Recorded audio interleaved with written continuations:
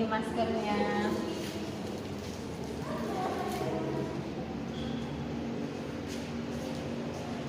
Oke, selamat pagi. Ini maskernya ya. Oke, selamat pagi anak-anak. Selamat datang di kelas new normal.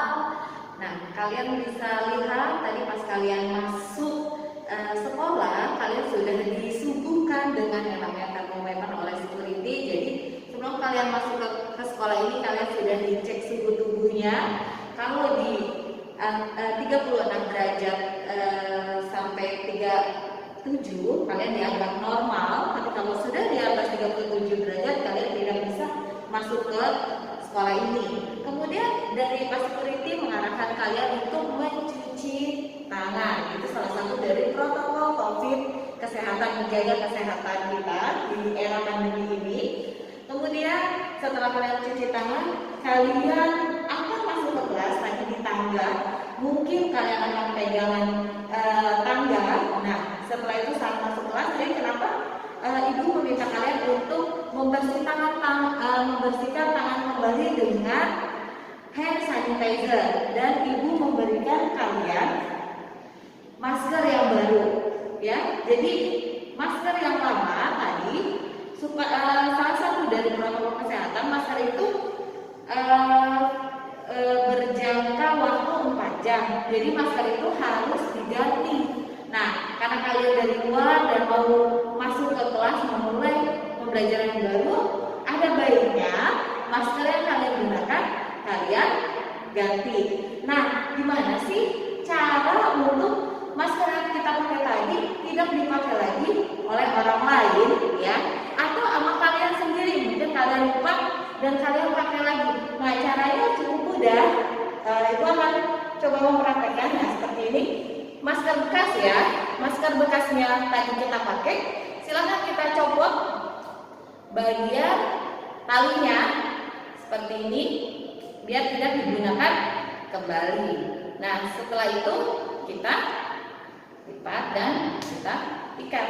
Kemudian kalian bisa pakai masker yang tadi diberikan yang baru, sehingga protokol COVID kalian bisa terjaga dengan baik.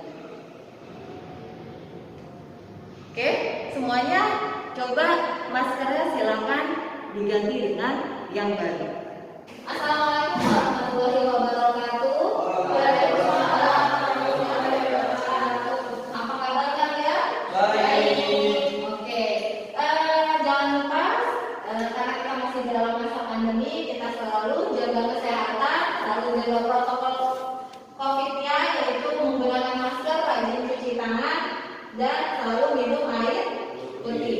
Sebelum pembelajaran ada baiknya kita berdoa dulu. Boleh Saka dipimpin doanya? Oke, Ibu serta teman-teman sekalian, sebelum kita mulai pembelajaran, kita berdoa terlebih dahulu. Berdoa kepada masing-masing, berdoa baik.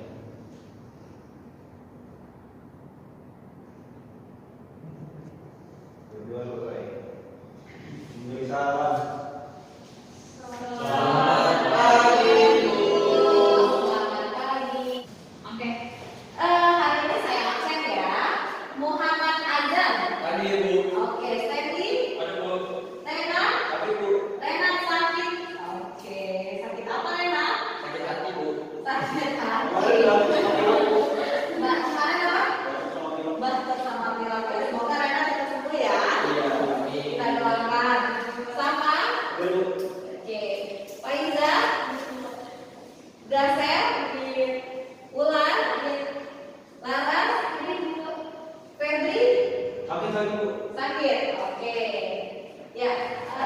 Pembelajaran kita hari ini adalah tentang produk kreatif dan kewirausahaan.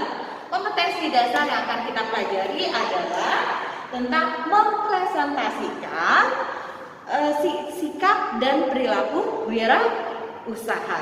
Oke, kemudian tujuan pembelajaran yang pertama, peserta didik dapat menyiapkan bahan dan alat yang dibutuhkan untuk membuat presentasi sikap dan perilaku wirausahawan secara baik dan benar.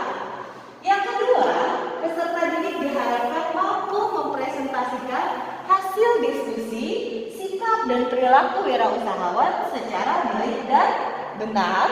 Dan yang ketiga, peserta didik dapat menampilkan dan mempresentasikan hasil bahan diskusi, sikap dan perilaku wirausahawan secara baik dan benar. Dan yang terakhir, peserta didik dapat membuat laporan hasil presentasi, sikap dan perilaku wirausahawan secara baik dan benar. Nah, kemudian dalam materi hari ini ada yang namanya peta konsep. Apa sih yang akan kita pelajari? Tadi sudah dilihat di tujuan pembelajaran.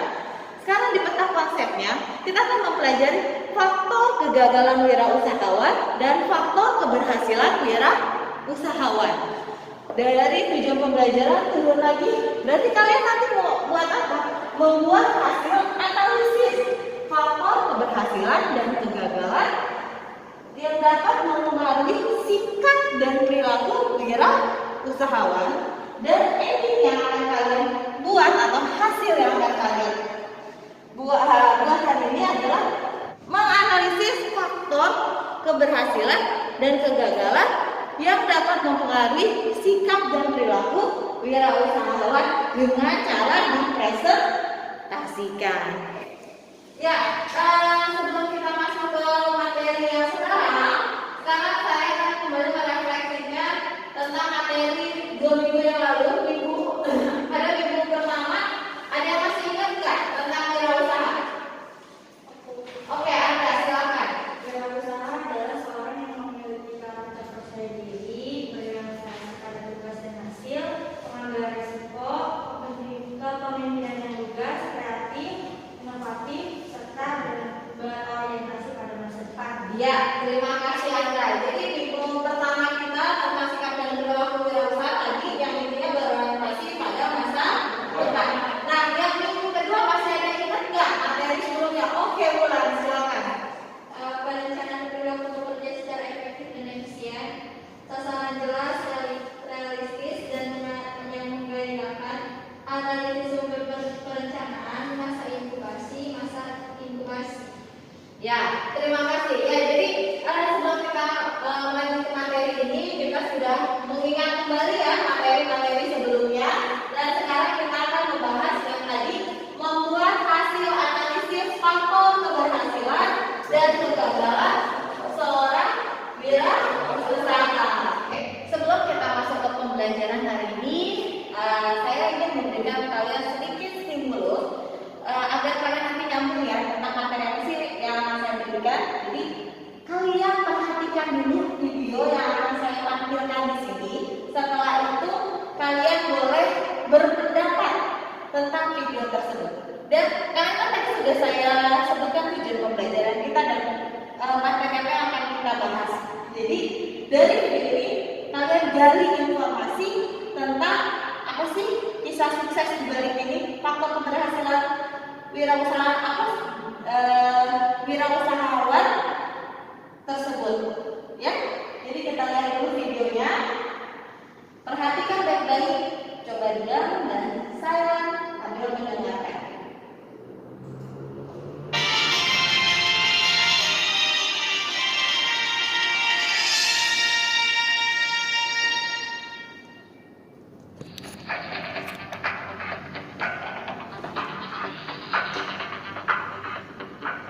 Ayam dan telur. Siapa yang tak mengenalnya? Protein hewani ini menjadi pilihan murah dibanding sumber protein hewani lainnya. Mungkin hanya kebetulan saja, pria berdarah Jawa ini juga bershio ayam, hewan yang membawanya menuju tangga kesuksesan. Namun bukan sebuah kebetulan ketika Bob Sadino memutuskan untuk berhenti bekerja dan memulai jadi wirausaha.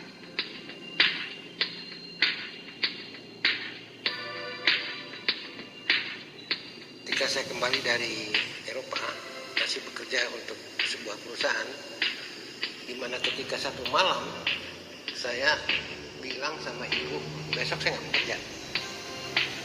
Itulah awal dari sebuah awal. Dia tidak ada komentar satu kata-kata pun, dan itu sebetulnya kekuatan yang maha dahsyat yang mengakibatkan segala guliran yang ada hari ini. Nah, di dalam perjalanan itu sebetulnya yang menangkap peluang itu tidak otak saya, tidak pikiran saya, tetapi mata saya yang menangkap peluang. Apa yang saya tangkap? Saya lihat telur di Indonesia berbeda dengan telur yang saya makan di Eropa.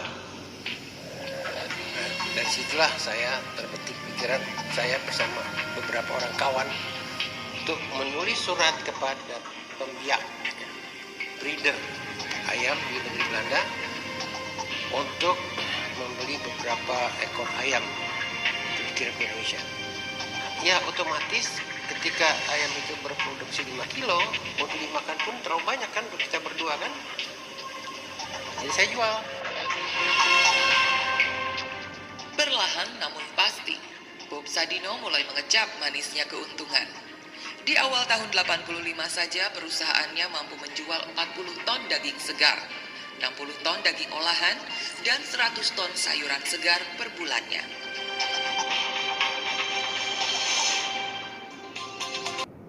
Nah, kalian masih berpikir ya. Nah, tadi kalian tahu siapa pengusahanya, namanya Bob Sadino, dia pengusaha seperti apa. Nah, itu akan menjadi modal materi kalian untuk hari ini. Jadi sudah tahu ya faktor keberhasilan yang ditampilkan oleh seorang pengusaha bernama Bob Sadino. Bukan keberhasilan aja yang dia tampilkan, tapi gimana caranya dia jatuh bangun mengalami kegagalan usaha. Jadi sesuai dengan materi kita, yaitu analisis faktor keberhasilan dan kegagalan usaha dalam mempengaruhi sikap dan perilaku wirausahawan.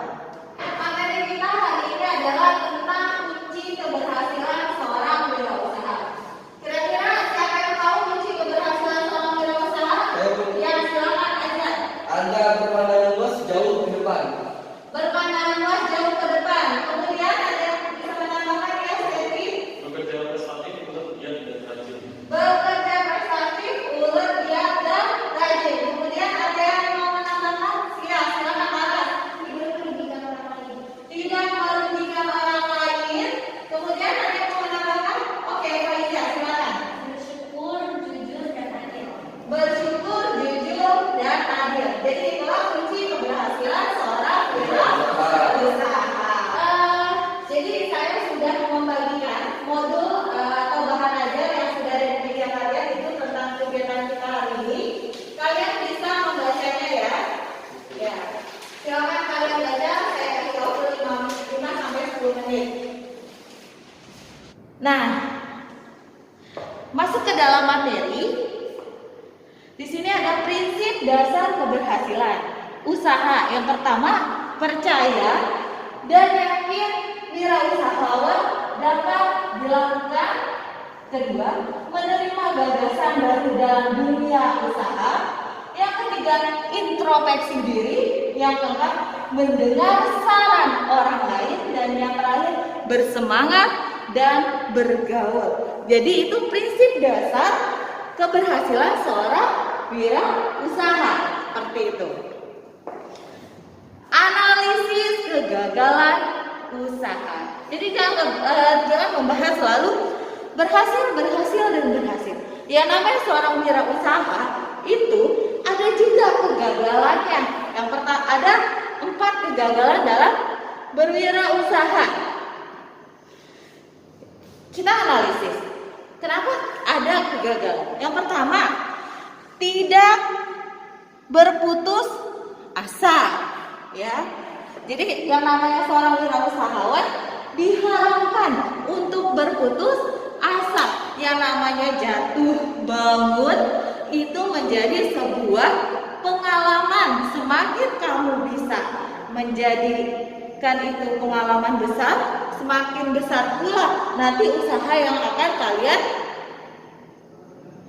kembangkan. Seperti itu. Yang kedua, kegagalan tugas. Kegagalan harus dipandang sebagai guru untuk mendapatkan kemajuan yang lebih baik. ya. Jadi kamu cara pandang kamu jangan lagi gagal putus asa dan selesai bisnis kita.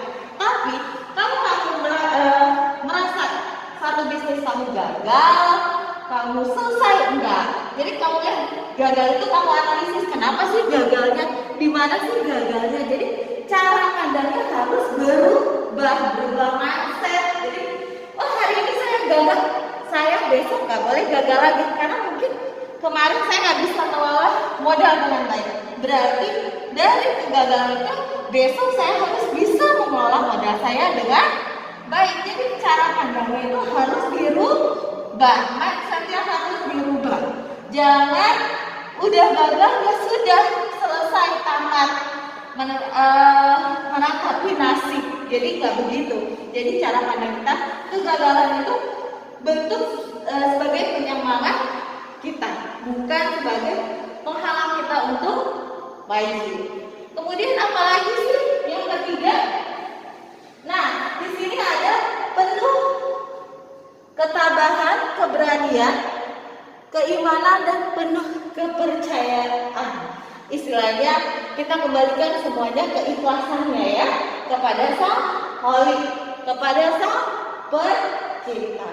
Tetap kita masih punya Tuhan ya, jadi jangan merasa dunia adalah milik kita. Kita adalah makhluk ciptaan Tuhan. Jadi agama tidak boleh juga ditinggalkan. Boleh mengejar dunia ya, tapi tetap akhirat dipikirkan.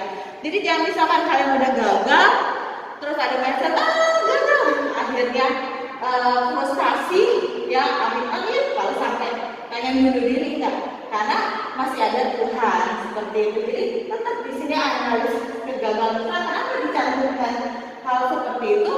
Karena memang di diri kita harus penuh dengan keimanan. Dan yang terakhir apa sih yang terakhir?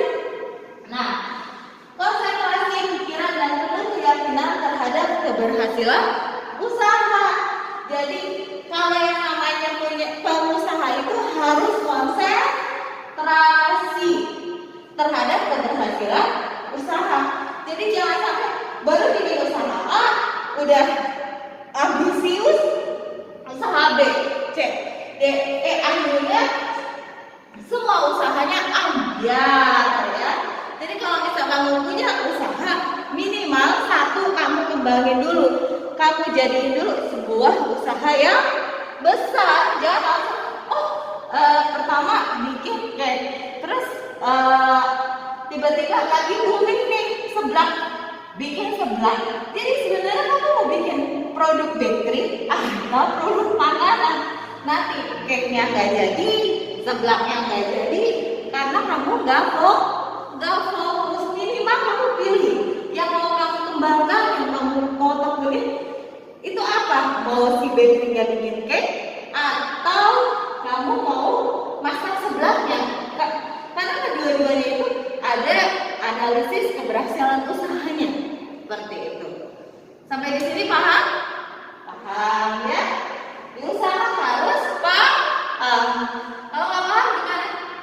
Yang namanya wirausahawan memang nggak bisa hanya sekedar teori.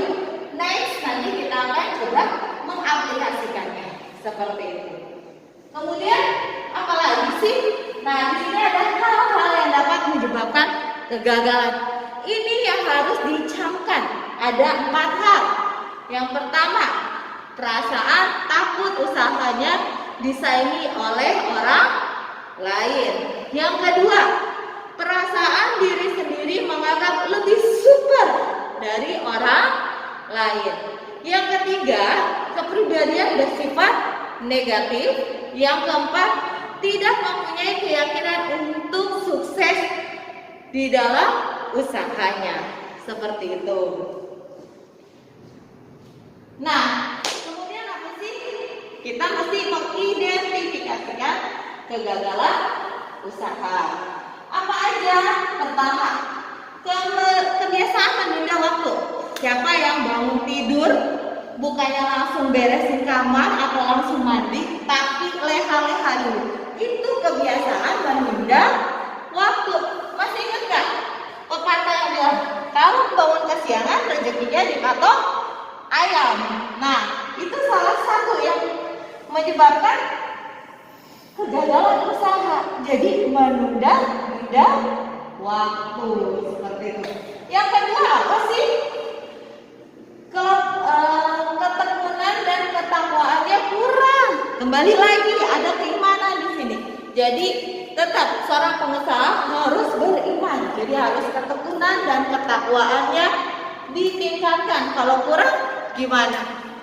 Ya berarti kita gampang mudah frustasi seperti itu. Kemudian apa sih? Yang berikutnya? Yang berikutnya ada kepribadian negatif. Jadi kalau misalkan kalian merasa diri kalian gak cukup mampu, itu salah satu dari kepribadian negatif. Kalian gak percaya diri, itu kepribadian negatif. Yang namanya kepribadian itu, seorang wirausaha harus percaya diri, punya motivasi, semangat yang kuat. Seperti itu. Kemudian ada apa lagi? Kebiasaan boros. Nah, seperti apa sih kebiasaan boros itu? Udah bawa makanan, beli lagi makanan, itu salah satu boros. Udah punya sepatu 10, tetap aja merasa sepatunya nggak ada, itu juga boros seperti itu. Jadi kebiasaan boros itu harus mulai kita tinggalkan. Kita harus mulai dengan berhemat, hemat tangkal seperti itu. Oke. Kemudian kebiasaan hati-hati berlebihan. Maksudnya apa sih hati-hati berlebihan? Ya kalau misalkan kita terlalu perfect, mau buka usaha, takut nanti takut ada pesaing, takut nanti modalnya habis, takut nah terlalu berhati-hati juga tidak baik. Jadi gimana dong isi going? Kalau kita sudah yakin bahwa kita mampu untuk melakukan usaha tersebut, ya bismillah, kan tadi ada keimanan tersebut. Nanti Tuhan bersama kita seperti itu. Oke, setelah tadi kalian baca dan kita bahas tentang materi kita pada hari ini, tadi saya juga sudah memberikan kepada kalian LKPD, lembaran kerja peserta didik, yang bisa kalian kerjakan tugasnya di LKPD tersebut. Sudah ketemu? Sudah ada? Sudah. Silakan kalian kerjakan. Saya beri waktu kurang lebih 10 sampai 15 menit. Ya, silakan dikerjakan. Oke, setelah LKPD-nya selesai semua, sudah. Ya, kira-kira ada yang mau berdiskusi dengan membacakan hasil tugas kalian tidak? Oke, silakan Laras, boleh dipresentasikan.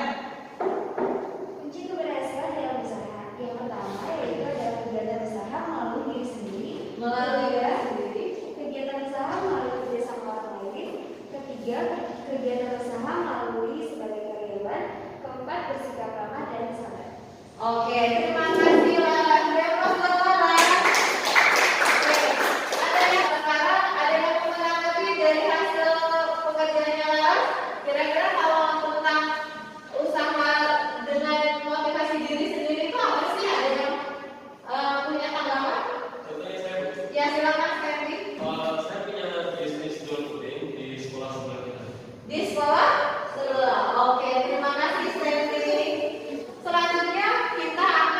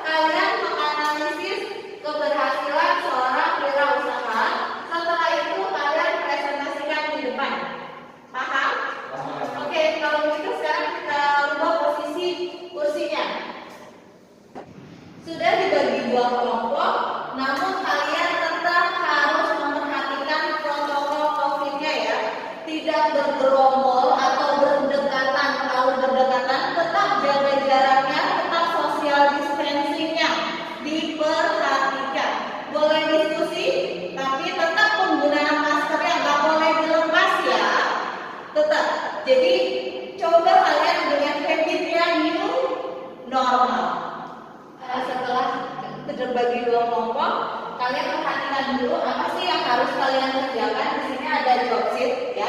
Job sheetnya ada yang namanya pertama, kalian cantumkan keselamatan kerjanya itu seperti apa ya.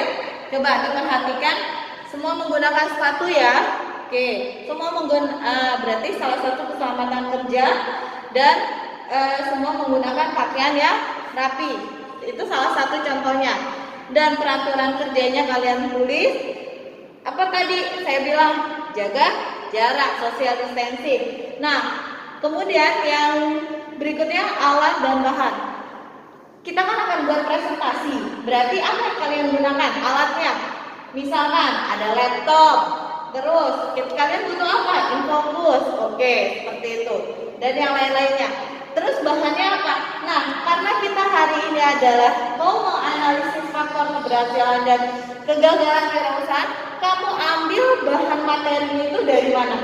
Kalau misalkan dari toko A, B, silakan dicantumkan di pustakanya di sini ya, di spesifiknya kalian ambil apa. Nah, kemudian apalagi di sini. Nah, langkah kerjanya kalian juga bisa tuliskan persiapan. Nah, persiapan itu apa? Tulis di hasil analisis. Kemudian apalagi? Membuat hasil diskusi, berarti hasil diskusinya kalian coba di copy paste di hasil analisis tersebut. Nah, terakhir mempresentasikan seperti itu.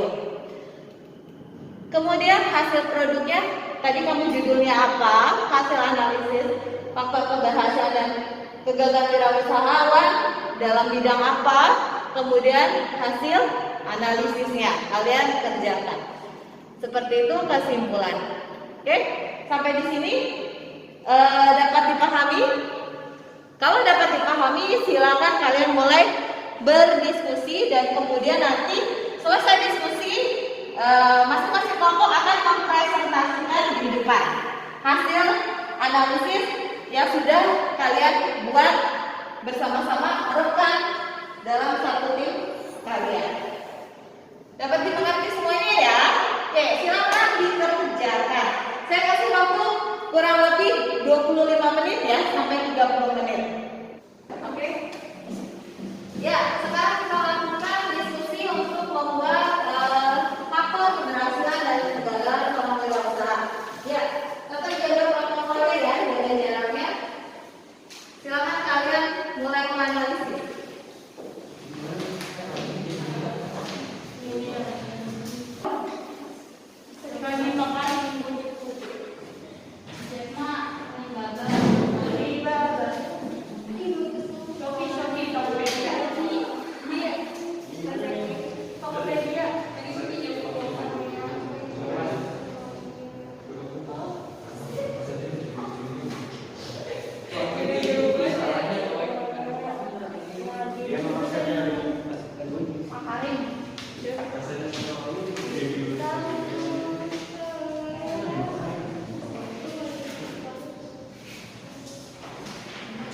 Baik, yang mau presentasi pertama kelompok mana nih? Oke, saya silakan kelompok saya maju ke depan.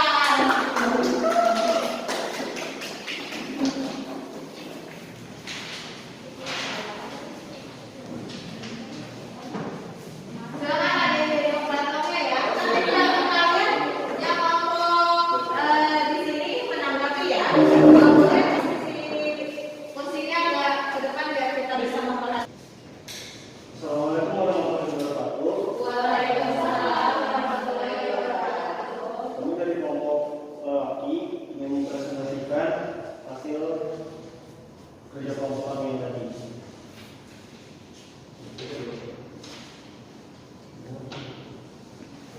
Yang nomor 1, dream atau mimpi. Seorang wirausaha mempunyai ambisi atau keinginan terhadap masa depan pribadi dan bisnis serta mempunyai kemampuan untuk mewujudkan impiannya.